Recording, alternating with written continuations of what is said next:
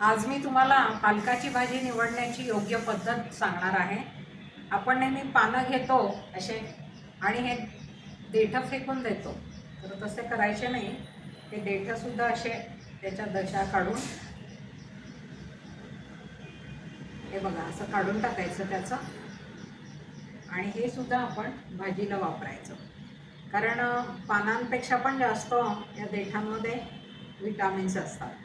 त्याच्यामुळे जर आपल्याला पालकाच्या भाजीचं सगळं पोषक द्रव्य पाहिजे असतील तर हे असे देठंसुद्धा कोवळे देठं घ्यायचे.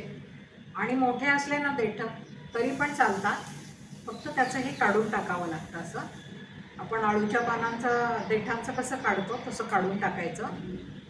आणि मग या सगळ्याची मिळून आपण भाजी करायची, म्हणजे मग ती भाजी विटॅमिन्स युक्त होते.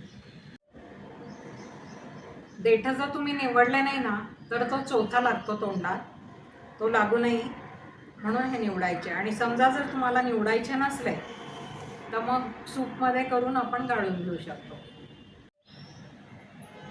हे बघा, मी हे पानं काढून घेतले आणि हे देठं काढून घेतले, हे निवडून घेतले. त्याच्यामुळे मी याची एकत्र भाजी करू शकते. पण तुम्हाला समजा एवढा वेळ नसला आणि त्याच्या शिरा काढायला जमत नसलं तर तुम्ही सरळ देठांचं वेगळं सूप करू शकता. पण ते वाया नका जाऊ देत जाऊ, कारण त्याच्यातच जास्त विटॅमिन्स असतात.